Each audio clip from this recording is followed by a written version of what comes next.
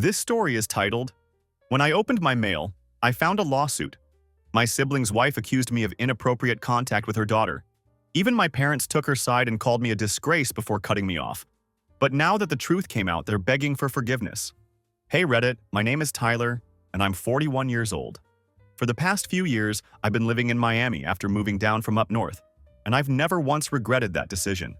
The weather, the lifestyle, the energy of the city, it all suits me perfectly. I work as a marketing director for a decent-sized company, and I've been successfully flying solo for 9 years now. That's entirely by choice, not because I can't attract women or maintain relationships. The truth is, I simply choose not to deal with the modern relationship circus anymore.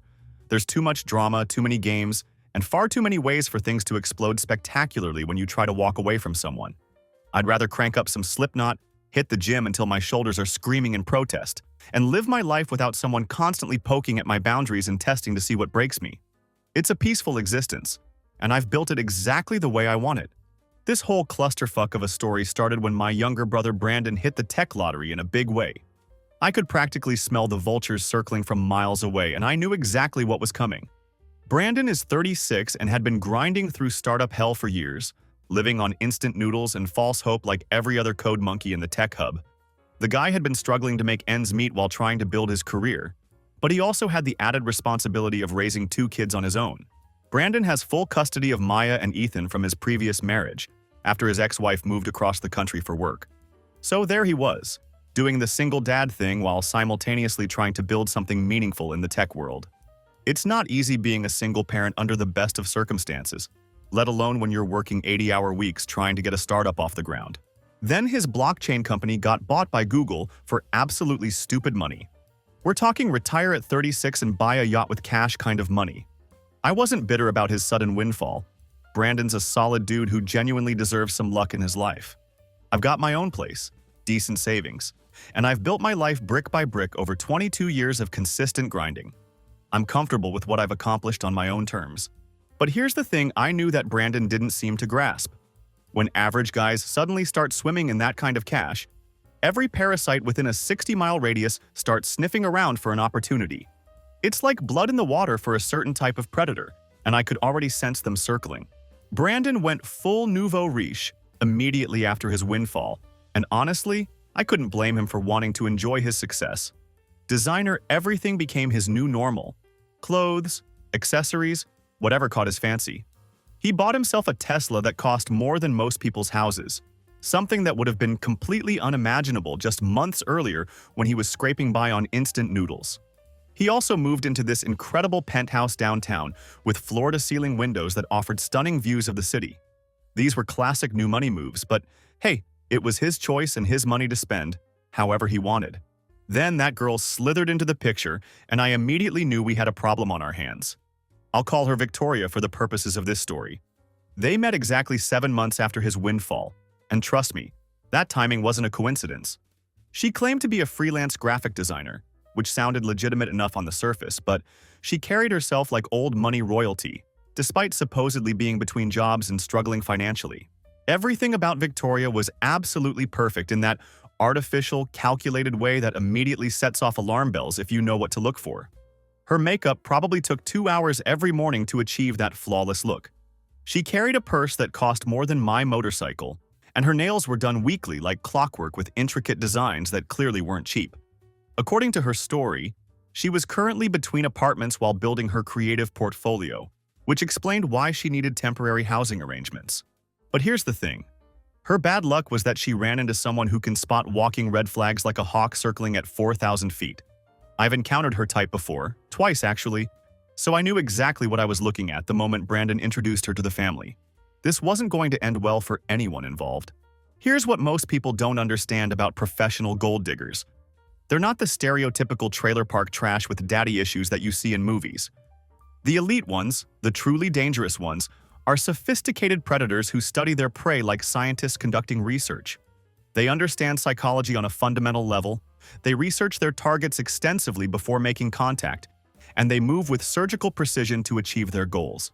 They're not desperate women looking for a quick payday. They're calculating professionals who view wealthy men as business opportunities. Brandon was completely hooked from their very first conversation, and it was painful to watch. He started babbling about this incredible woman who understood his creative vision during our family dinners. I remember thinking, what creative vision, dude? You write database queries and binge Netflix shows. But logic wasn't driving his decision-making process anymore. Victoria had him completely under her spell. Look, I've been around the block enough times to recognize certain patterns that most guys completely miss. I can spot the way some people casually probe your financial situation during what seems like innocent small talk. I notice how they gradually escalate their requests once they think they've got some kind of leverage over you. I'm familiar with the subtle manipulation tactics that most men miss completely because they're distracted by other factors, like physical attraction or the ego boost of having someone attractive pay attention to them. Victoria triggered every single alarm bell in my head from the moment I met her. I never liked her, not even for a second, ever since Brandon first introduced her to our family. The rest of the family, however, ate up her act completely and enthusiastically. My parents thought she was such a sweet, wonderful girl who was absolutely perfect for Brandon. They kept saying how lucky he was to have found someone so caring and supportive. My sister kept gushing about how classy and sophisticated Victoria was, especially compared to Brandon's previous wife, who apparently hadn't measured up to the family's standards. Even our extended family members were constantly asking when Brandon was going to propose to his wonderful new girlfriend, as if it was some foregone conclusion that she was the one. The red flags started appearing almost immediately, but everyone else was too charmed to notice them. Victoria moved in with Brandon after just 3 weeks of dating, claiming that her housing situation had suddenly fallen through, and she needed temporary shelter while she figured out her next steps. It was presented as a temporary emergency situation, but I found it suspicious how quickly she'd managed to insert herself into his living space and daily routine. What really bothered me was that her graphic design equipment never materialized, despite her supposed career. There was no high-end computer setup that any professional designer would absolutely need for their work. No drawing tablets, no professional cameras, no expensive design software subscriptions, and none of the other tools that would scream professional creative artist to anyone paying attention.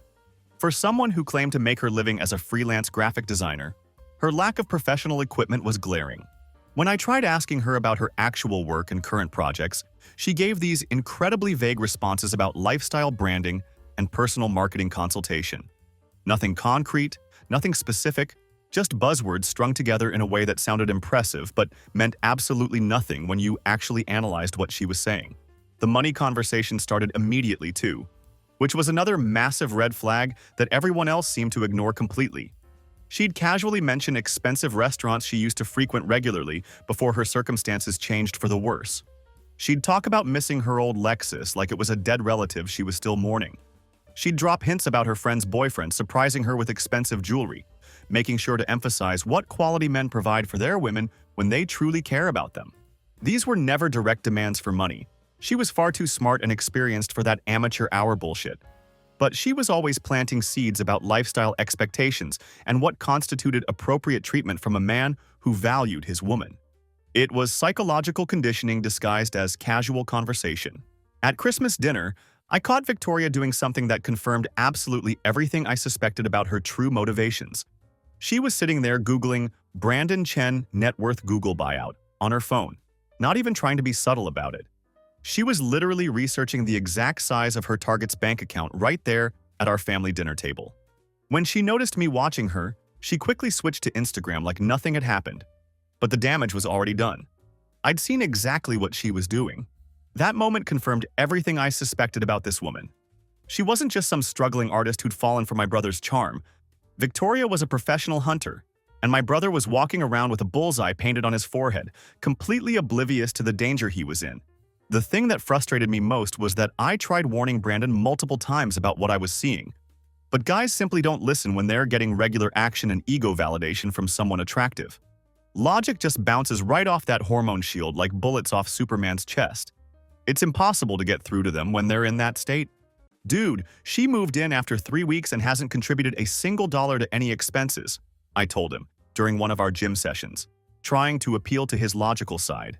She claims to be a graphic designer but owns absolutely zero professional equipment. Think about what that actually means.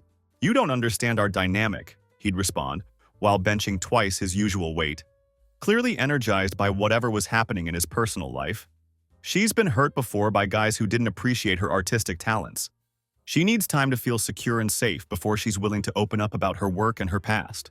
This was classic Brandon behavior when he gets caught up in romance and attention.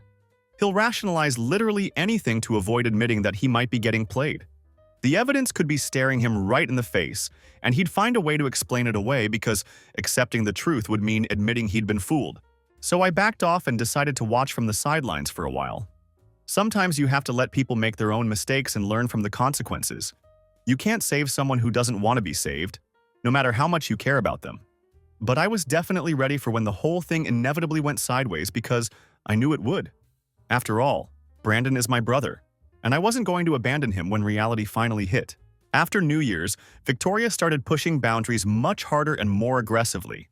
She needed keys to Brandon's place for convenience, he told me casually, as if that was a completely normal request after just a few months of dating. She also wanted access to his Amazon account so she could order supplies for her work that still seemed suspiciously invisible to anyone paying attention. These were small, incremental steps toward gaining financial control that Brandon didn't recognize as part of a larger pattern. Victoria cornered me at Brandon's New Year's party, which was a massive event with probably 60 people in attendance. I watched her work that room like a seasoned politician, making absolutely sure that everyone understood she belonged to the guy with money. She was strategic about it too, positioning herself in conversations where Brandon's success would naturally come up, always making sure people knew about their relationship status.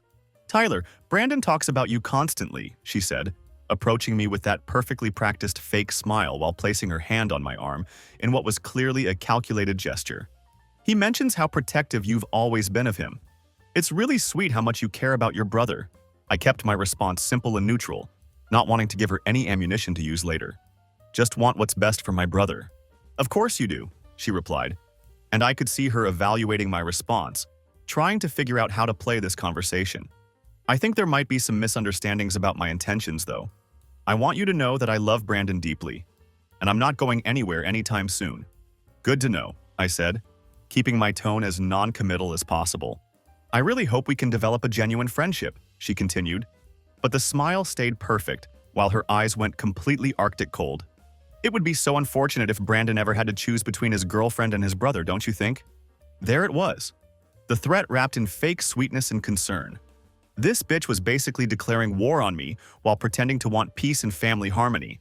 She was letting me know that she viewed me as an obstacle to her plans and was prepared to eliminate that obstacle if necessary. I started paying much closer attention to everything after that conversation. I noticed how skillfully she deflected any questions about her past or personal history. No stories about family, childhood memories, or previous relationships ever came up when people tried to get to know her better. When anyone asked specific questions about her graphic design business, she'd immediately pivot to talking about Brandon's incredible success and how proud she was to support such an ambitious man. It was professional-level deflection that most people didn't even notice was happening.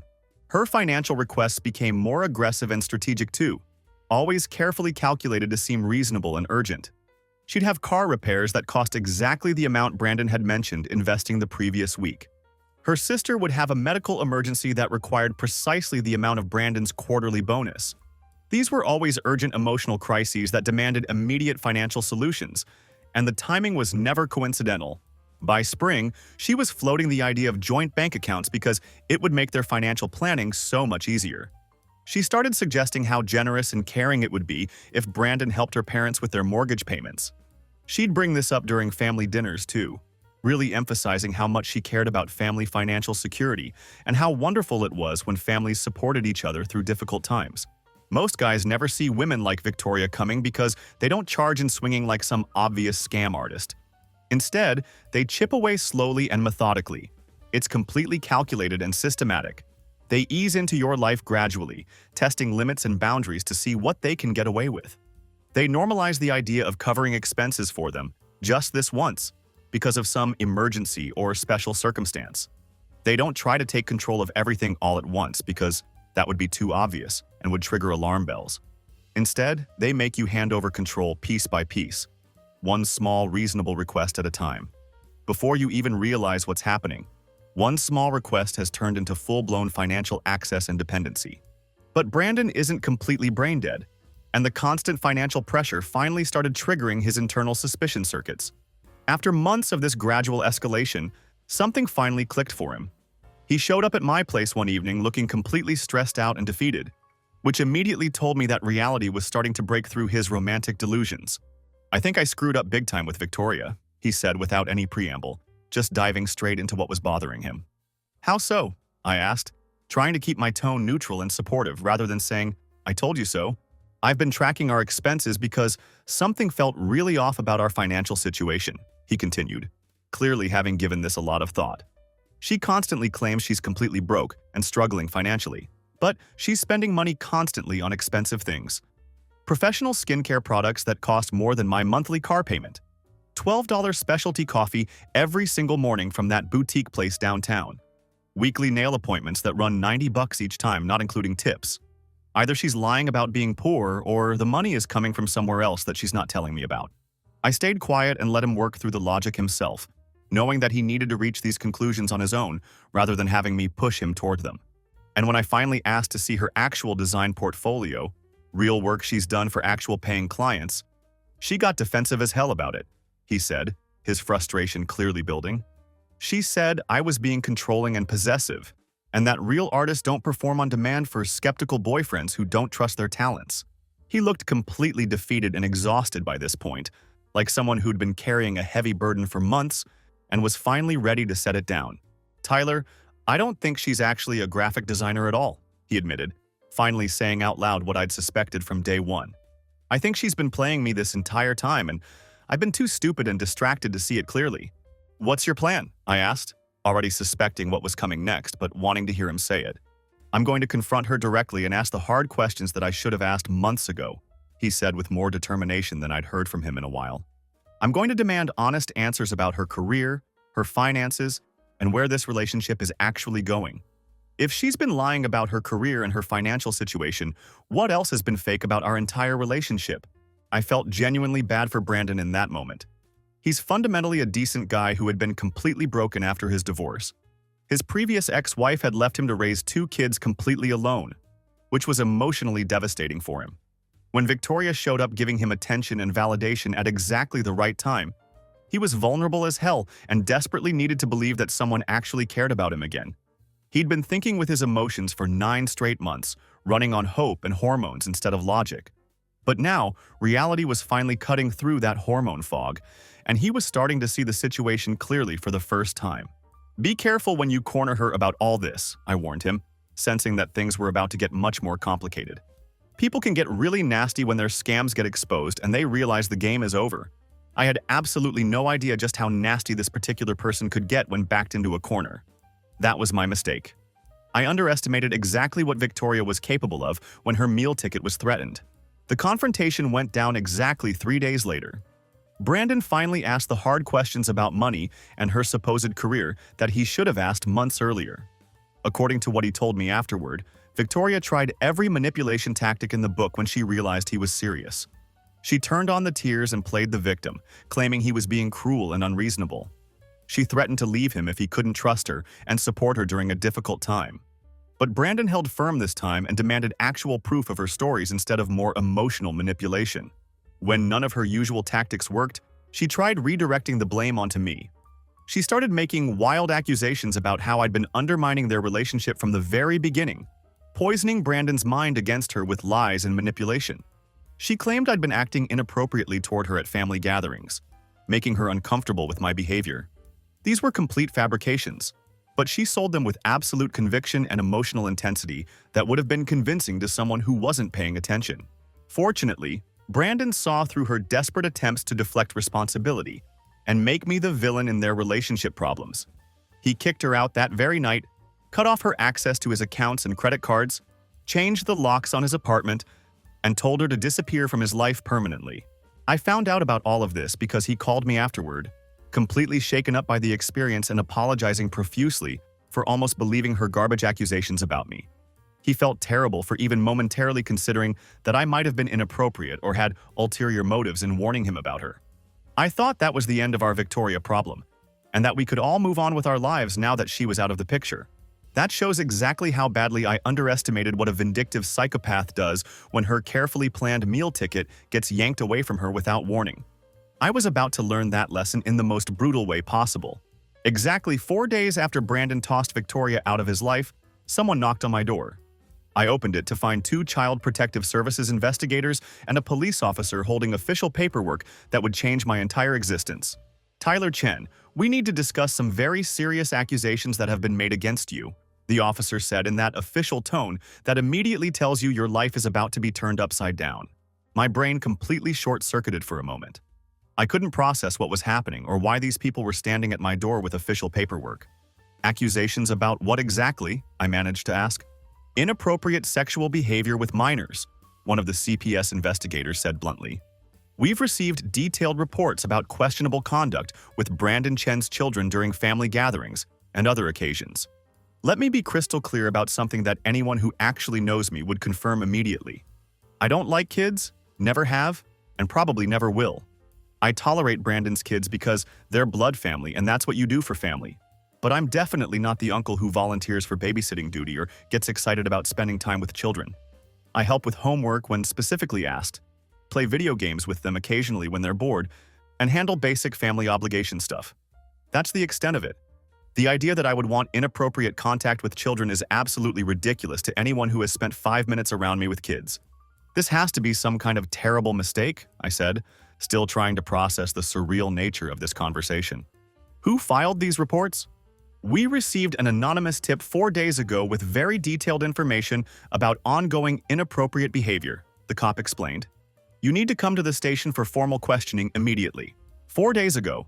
Exactly 96 hours after Brandon kicked Victoria out of his life permanently. The timing couldn't have been more obvious or damning if she'd sent me a written confession. The accusations were incredibly detailed and specific when they laid them out for me. Inappropriate touching during family gatherings when other adults weren't paying attention. Secret conversations with the children about topics that weren't appropriate for their age. Using gifts and special treats to keep them quiet about our special relationship. Someone had clearly researched exactly how to make these charges sound credible and likely to stick in court.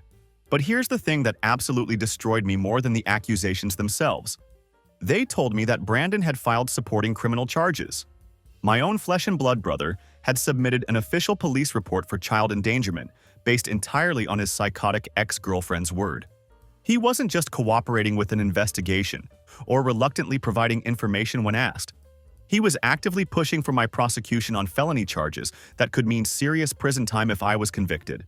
They hauled me into an interview room in the basement of the downtown precinct, and I sat there listening to detectives read accusations about inappropriate sexual contact with my own nephew and niece. That's when the full scope of what was happening hit me, and I realized how completely screwed my life had just become through no fault of my own. Such accusations involving children aren't like other types of lies or false allegations. There's no gray area, no benefit of the doubt, and no presumption of innocence in the court of public opinion. You're either completely innocent or you're a monster who deserves whatever happens to you. The problem is that proving you didn't do something is virtually impossible, especially when the accusations are vague enough to be difficult to disprove with concrete evidence. They didn't waste any time turning my entire life upside down. As soon as they let me go after that first round of preliminary questioning, a team showed up at my apartment with a search warrant. I had to stand there and watch them tear through everything I owned while neighbors peered out their windows, probably wondering what terrible crime their quiet neighbor had committed to warrant such an invasion. Then came the phone calls that would destroy what was left of my support system. My boss demanded that I come in immediately for an emergency meeting. My parents started calling, asking what the hell was going on and why the police were contacting them about their son. My dad got into full freakout mode, practically shouting through the phone about the situation. "What the hell did you do?" he demanded, his voice filled with panic and disgust. It was like I'd personally dropped a nuclear bomb on the family name and reputation. I tried to explain what was happening, tried to get even a single sentence out about how this was all retaliation from Victoria, and how the accusations were completely fabricated. I didn't even get the words fully formed before my mom cut in with her own verdict. "Maybe if you'd minded your own damn business instead of constantly interfering in Brandon's relationship, none of this would have happened to begin with," she said with a coldness in her voice that I'd never heard before. "Look what you've done. You're a disgusting creep, Tyler. I'm ashamed to call you my son." My own mother didn't believe me and didn't even give me a chance to defend myself. She was actually blaming me for the situation, as if I'd somehow brought these false accusations on myself. All because I'd tried to protect my brother from a gold-digging predator who was obviously using him.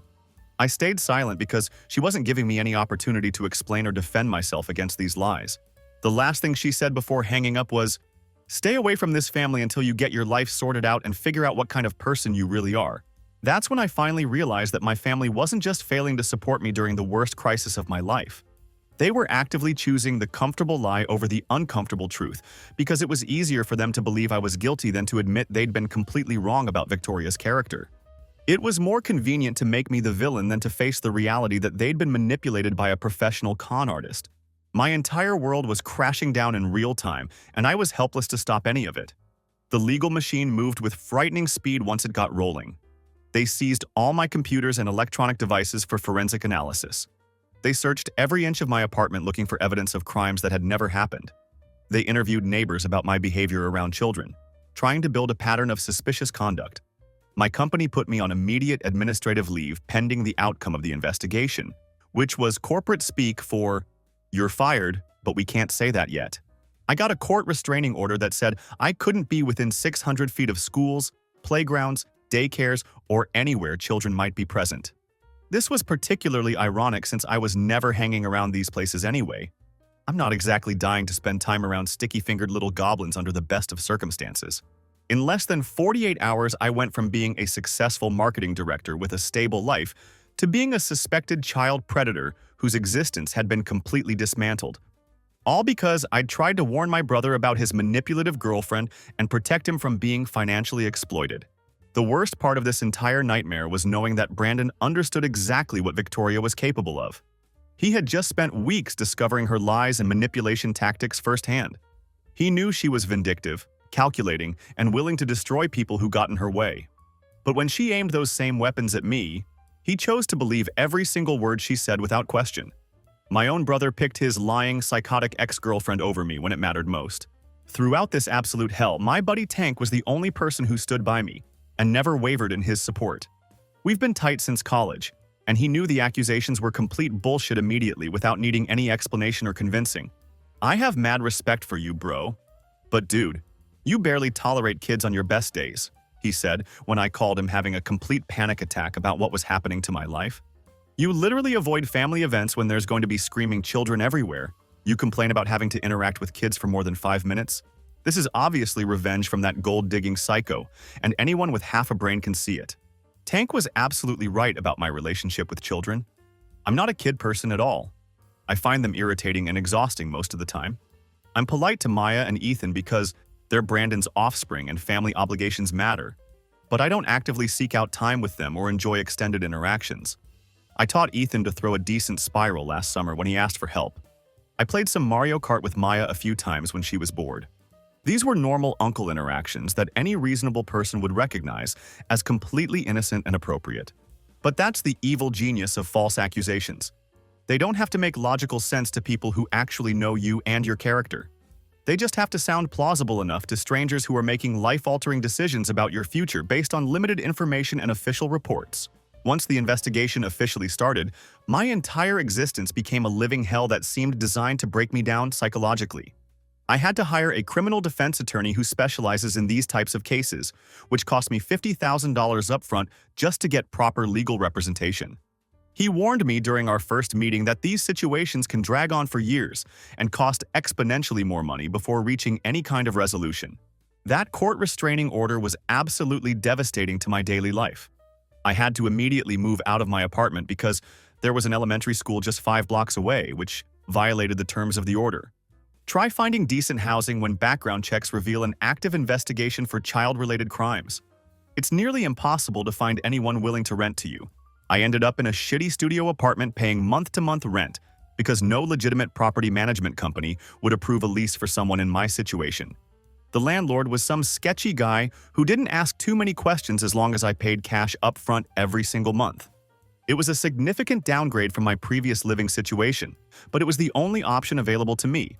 Work became exponentially worse almost immediately. HR called me in for an emergency meeting about the extremely concerning allegations they'd heard about through official channels. I tried explaining that it was obviously revenge from a vindictive ex-girlfriend who was retaliating against me for exposing her scam. But company policy was absolute zero tolerance for anything involving children, regardless of whether charges had been proven. They terminated me on the spot with no severance package and no unemployment benefits. 22 years of building a solid career was completely destroyed overnight, and there was nothing I could do to stop it from happening. I literally lost everything that mattered in my life within a matter of days. My entire professional reputation was poisoned because everyone in the industry knew exactly why I'd gotten fired. My family had abandoned me without hesitation, choosing to believe the worst possible interpretation of events rather than supporting me. My sister immediately blocked my phone number when I tried calling to explain the situation from my perspective. Extended family members just vanished completely from my life. Nobody wanted any association with the family child molester, even if the accusations hadn't been proven. Brandon played the protective father role absolutely perfectly for everyone who was watching the situation unfold. He told the whole family how incredibly difficult this situation was for him personally and how he absolutely had to prioritize his children's safety above everything else, including family loyalty.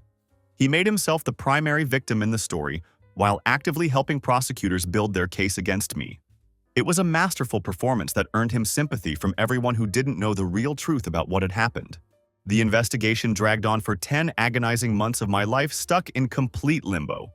10 months of waiting while forensic experts analyzed every single byte of data on my computers, looking for evidence of crimes that had never been committed. They interviewed literally everyone I'd ever known: friends, coworkers, neighbors, extended family members, searching desperately for any pattern of suspicious behavior around children. The investigators were thorough and relentless in their pursuit of evidence that simply didn't exist. My lawyer laid out the brutal reality during our first meeting, and it was worse than I could have imagined. If convicted on all charges, 2 counts of child assault in the first degree and 1 count of exploitation of a minor, I was looking at 18 to 35 years in federal prison minimum. With the enhancement for being a family member, they could push for the maximum sentence without any possibility of early parole. At 41 years old, that meant I'd get out when I was retirement age, assuming I managed to survive that long in prison. The prosecutor's office takes such cases very seriously, my lawyer explained with grim professionalism. They have an 82% conviction rate in these kinds of cases, and juries tend to err on the side of protecting children even when evidence is questionable. Even if we can create reasonable doubt about specific incidents, he told me, juries often convict anyway because they don't want to risk letting a potential predator go free. We need ironclad evidence of your innocence, not just holes in their case. So we spent months desperately trying to build some kind of defense strategy. My lawyer subpoenaed everything he could think of: Brandon's phone records, family gathering photos with timestamps, my work schedule to prove I was nowhere near the kids during the alleged incidents.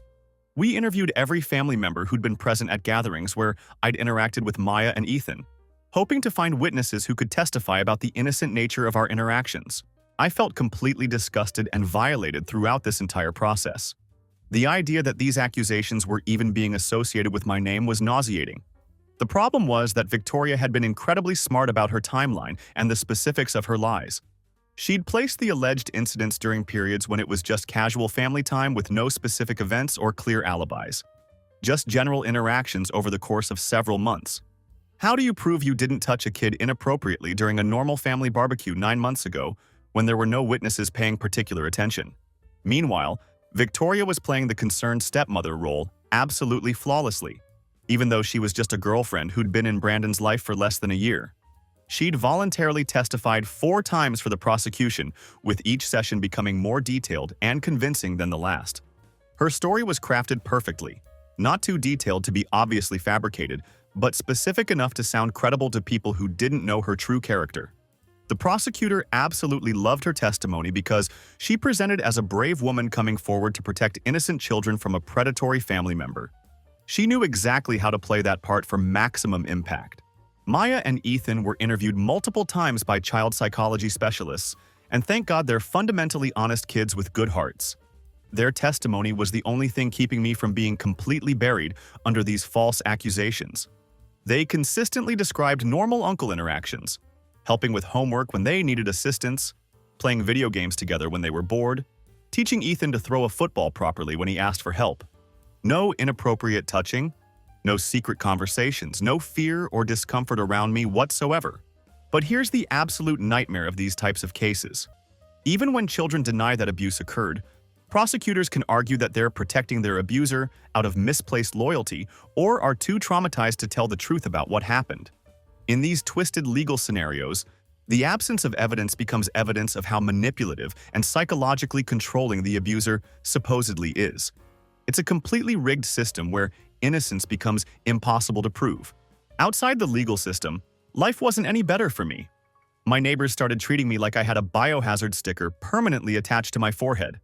Parents would literally yank their children inside the house the moment they saw me walking by on the sidewalk. One particularly paranoid soccer mom actually called the cops on me for lurking near a playground with suspicious intent when I was just walking to the damn grocery store that happened to be in that direction. Month after month dragged by with no meaningful progress in either direction. The prosecution kept requesting delays to gather additional evidence, and my lawyers suspected they knew their case was fundamentally weak, but were hoping something new would surface to strengthen their position. I was living in complete limbo, unable to work in my chosen profession, unable to rebuild my reputation, and unable to do anything concrete to prove my innocence to the people who mattered most to me. Every court appearance was an exercise in psychological warfare.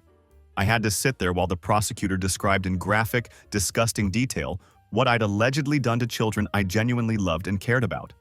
I watched Victoria dab her eyes with tissues while spinning her lies with Oscar-worthy performances. I saw Brandon sitting in the gallery, actively supporting her version of events and treating me like I was a dangerous stranger rather than his own brother. The worst moment was during a preliminary hearing where they read the full accusations out loud in open court. 25 people in that courtroom heard every single disgusting detail of what I supposedly did to my nephew and niece.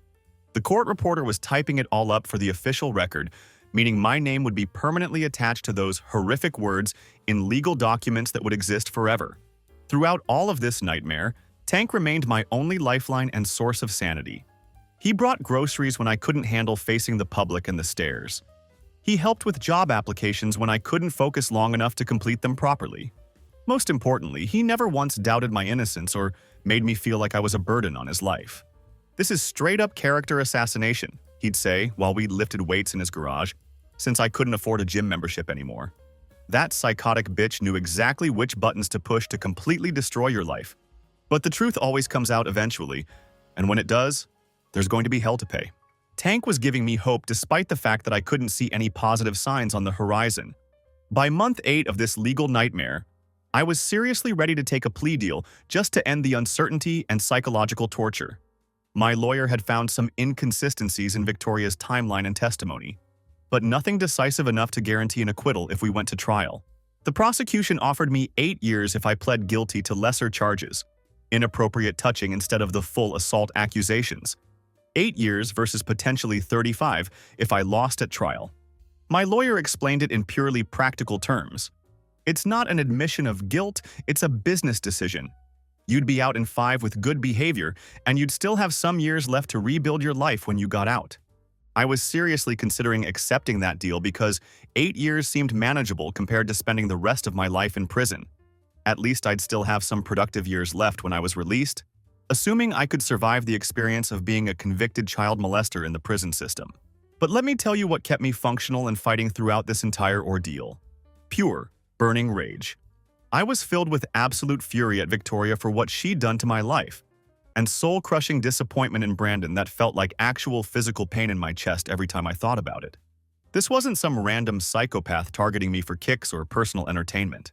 This was my own brother choosing to believe the absolute worst possible interpretation of my character rather than admit he'd been completely played by a manipulative bitch who saw him as nothing more than a walking ATM. But I'm a stubborn bastard who doesn't stay down when someone tries to destroy me. And even while I was literally struggling to survive this nightmare, I was already planning my comeback and thinking about how to get justice. After 10 months of this absolute hell, my lawyer called me with news that would change absolutely everything about my situation. Investigators had finally uncovered Victoria's complete digital trail, and it was more damning than we'd dared to hope for. Her browser history read like a step-by-step instruction manual for filing false accusations and destroying someone's life through the legal system.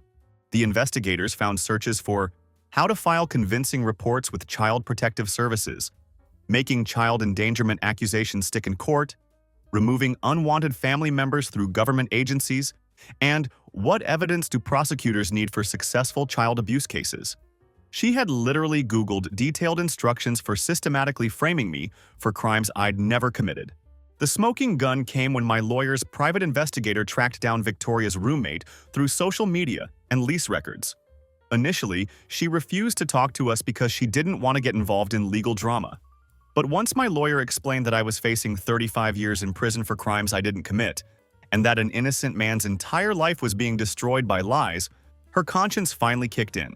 She handed over text messages between her and Victoria from 5 days before Victoria filed her report with authorities. The messages explicitly discussed getting rid of Tyler permanently and making sure Brandon never speaks to his toxic brother again. She'd screenshot these conversations thinking Victoria was just venting about family drama and relationship stress. She had no idea that Victoria was actually planning to file false criminal charges that could send me to prison for decades. Even the most biased prosecutors couldn't ignore that level of calculated premeditation and malicious intent. When confronted with this new evidence, Victoria's story began changing dramatically during follow-up interviews with investigators. The inconsistencies in her testimony became impossible to overlook or explain away.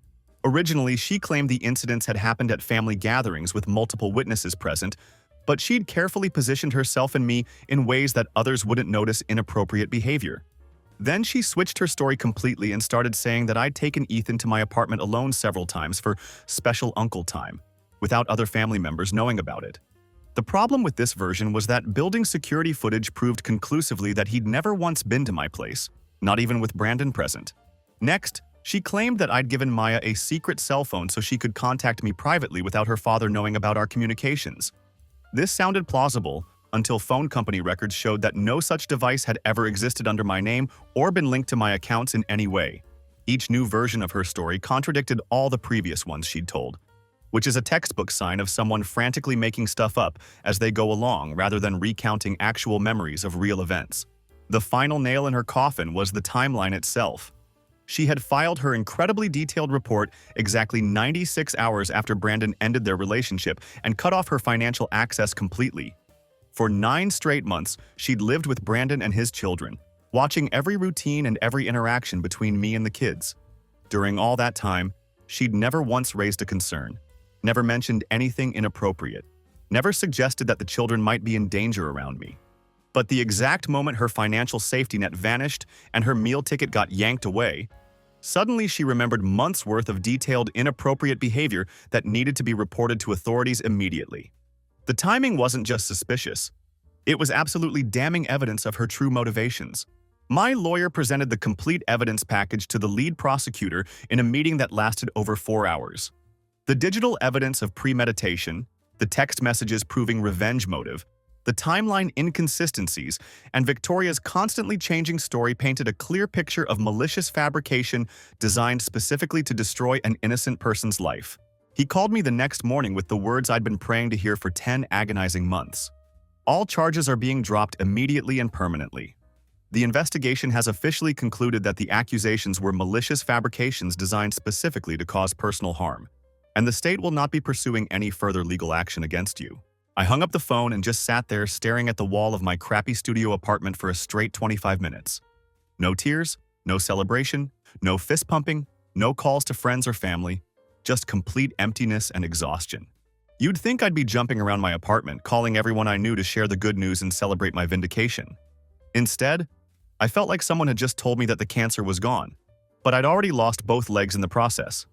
I mean, yes, I was legally cleared of all wrongdoing and my name was officially cleared, but the damage to my life was already permanent and completely irreversible. You can't undo 10 months of systematic reputation destruction and social exile. That rage I'd been carrying throughout this entire ordeal never settled or diminished, and I was about to go absolutely nuclear against everyone who had stood against me during the worst period of my life. I tried going back to my previous company to reclaim my position, but they'd permanently filled my role and showed absolutely zero interest in rehiring someone with such concerning legal history, even though I'd been completely vindicated. Other firms in the industry had heard about the investigation through professional gossip networks, and my name was permanently tainted in their minds. Background checks still prominently displayed the investigation details, even though all charges had been dropped and I'd been proven innocent. HR departments don't distinguish between charges being dropped and being proven innocent. Both scenarios look equally problematic on paper when they're making hiring decisions. So it took me 9 agonizing months to find decent work again, and it represented a massive step backward in my career trajectory. I ended up at a much smaller company for a 35% pay cut, basically restarting my entire professional life at 42 years old. All because some psychopathic gold digger had decided to weaponize child abuse accusations for personal revenge against someone who'd exposed her scam. Brandon attempted reconciliation after the complete truth came out, and Victoria's lies were definitively exposed. He showed up at my apartment with this pathetic, half-assed apology about how he'd been forced to protect his children and hoped I could somehow understand his impossible position as a father. "No, I absolutely do not understand your position, you spineless coward," I told him without any attempt to soften my words. "You chose to believe your manipulative, gold-digging ex-girlfriend over your own flesh and blood brother. You didn't just fail to support me during the worst period of my entire life. You actively collaborated with prosecutors who were trying to send me to prison for child assault. The kids really miss you," he said, with what sounded like fake sincerity. "Maya asks about Uncle Tyler constantly and wants to know when you're coming to visit again." "Then why exactly can't I see them?" I asked, already knowing what his answer would be. "Well, my new girlfriend is uncomfortable with the whole history and situation," he admitted. "She thinks it would be better if we waited until significantly more time passes and people forget about what happened." There it fucking was. Even now, even after I'd been completely vindicated and proven innocent, I was still being punished and treated like a dangerous predator.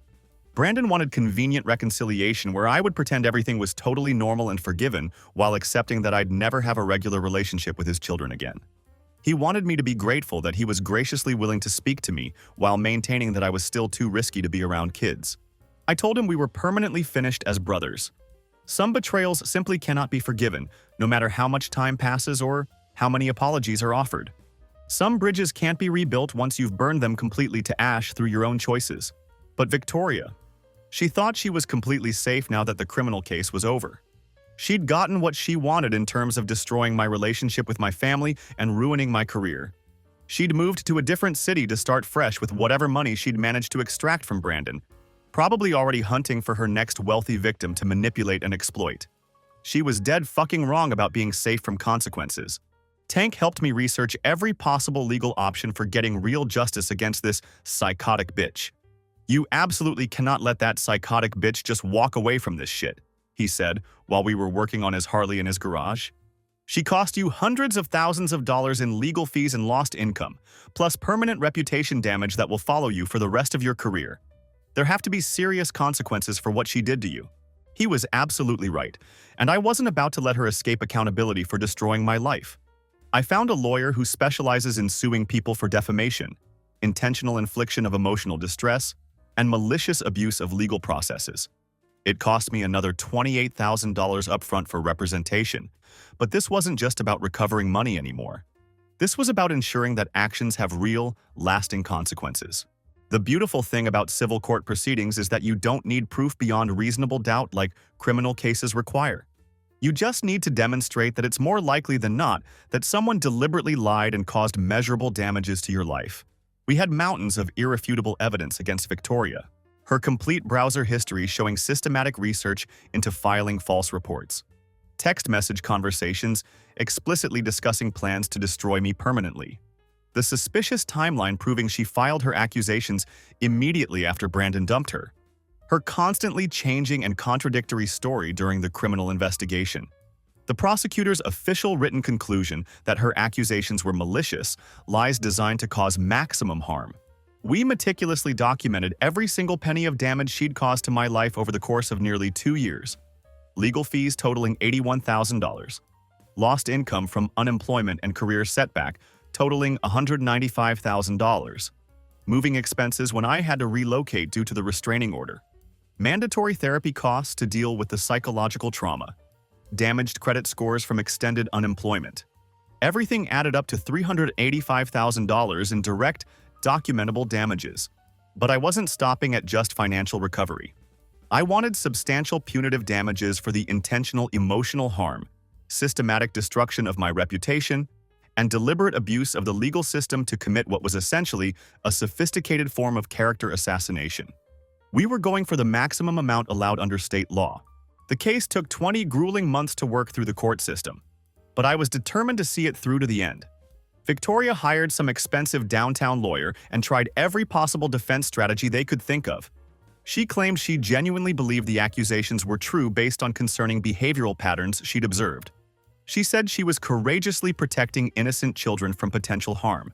She argued that Brandon filing criminal charges proved her concerns were completely credible and justified. None of it worked, because the evidence against her was absolutely overwhelming and undeniable. The major breakthrough came when we deposed Victoria's roommate under oath during the discovery phase of the civil trial. This girl had been reluctant to get involved initially, but once she was legally compelled to testify, she completely broke down and admitted that Victoria had explicitly described her detailed plan to completely destroy Brandon's brother using false child assault allegations. Apparently, Victoria had been quite proud of her sophisticated strategy and had spent considerable time bragging about how she'd researched the most effective methods to permanently ruin someone's entire life through the legal system. She'd treated it like an intellectual challenge, discussing the psychological tactics and legal procedures she'd studied to maximize damage. Tank attended every single court hearing, taking detailed notes and providing unwavering moral support throughout the entire process. "This is real justice finally working the way it's supposed to," he'd say after each session. "She's about to learn that there are consequences for trying to destroy innocent people's lives." The jury deliberated for 7 hours before returning their unanimous verdict: guilty on all counts of defamation, intentional infliction of emotional distress, and malicious abuse of legal process. Total damages awarded $950,000, more than double what we'd originally requested, because the jury was clearly disgusted by the calculated nature of her actions. The judge's closing comments were particularly satisfying, and I can quote them because they're part of the official court record. "The defendant's actions represent a calculated and malicious attempt to destroy an innocent person's entire life through systematic abuse of our legal system. Such behavior cannot and will not be tolerated in this courtroom. The substantial damages awarded reflect not only the measurable harm caused, but also serve as a deterrent against similar conduct." But here's the problem with winning nearly $1 million in court. Victoria didn't have $950,000 just sitting around waiting to be claimed. The judgment was meaningless unless we could actually collect the money from her, so we immediately started garnishing her wages directly from the source. 30% of every single paycheck she earns gets automatically deducted before she even sees the money. I placed legal liens on any property she attempts to purchase in the future. If she receives an inheritance or any kind of divorce settlement, which I know she will eventually, given her pattern of targeting wealthy men, we're first in line to collect what she owes me. She desperately tried declaring bankruptcy to escape the judgment and wipe out her debt. But you legally cannot discharge court awards for intentional wrongdoing and deliberate harm. This debt follows her forever, until death or full payment. There's no escape clause or statute of limitations. Tank helped me track her current financial situation through public records and court filings. She's currently working retail management at some department store chain, making approximately $48,000 annually. After we take our legal cut plus normal taxes and deductions, she brings home maybe $2,900 per month. Try maintaining any kind of gold digger lifestyle on that pathetic budget. The absolute best part that satisfies the hell out of me is this. Every single time she applies for credit, seeks a new job, or tries to rent somewhere decent, our massive court judgment shows up prominently on all background checks. Potential employers and landlords immediately see that she owes nearly $1 million for filing false child abuse accusations against an innocent person. That's not the kind of thing that inspires confidence in someone's character or judgment. But here's the thing that people need to understand. This whole experience fundamentally changed me as a person. It made me infinitely harder, more cynical, and less trusting of literally everyone around me. I don't give anyone the benefit of the doubt anymore, and I don't assume good intentions from anyone until they've proven themselves over an extended period of time. Brandon's ultimate betrayal taught me that even blood family will throw you directly under the bus when supporting you becomes socially inconvenient or requires them to admit they were wrong about something important. The accusations still follow me around like a persistent shadow, despite being completely vindicated and proven innocent beyond any reasonable doubt. Potential employers still Google my name and find articles about the investigation, even though I was totally cleared, and even though Victoria was definitively exposed as a lying, manipulative gold digger who fabricated everything for revenge. The reputational damage remains permanent and irreversible, no matter how much time passes or how thoroughly my innocence was proven. Brandon still sends holiday cards every year asking for reconciliation and family healing. He wants to move past this unfortunate situation and restore family harmony for everyone's benefit, as if this was just some minor misunderstanding that got blown out of proportion. He seems to think that enough time has passed for me to forgive and forget what he did to me. Maya and Ethan are full teenagers now, and they probably barely remember Uncle Tyler, who used to help them with difficult homework and taught them various card games during family gatherings. That reality hurts me more than anything else about this entire situation. Losing meaningful relationships with kids I actually cared about, because their father chose to believe a manipulative psychopath over his own brother. My parents occasionally suggest through other family members that I should let bygones be bygones for the sake of family unity and moving forward together. It's really easy for them to say that, especially considering they didn't even listen to me or give me a chance to defend myself while I was trying to explain that the accusations were false. They immediately assumed the worst about my character and cut me off without hesitation. But I sleep peacefully every single night knowing that the gold digger faces real consequences for her actions every day of her life. Every time she receives a paycheck and sees that money automatically deducted before she can spend it. Every time she applies for credit and gets immediately rejected due to her massive outstanding judgment. Every time she tries to move forward with her life and rebuild her reputation, her malicious past catches up with her and reminds everyone what kind of person she really is. Some people think I'm being vindictive and should move on with my life. They believe I should have accepted the criminal case dismissal as sufficient justice and focused on rebuilding rather than pursuing civil damages.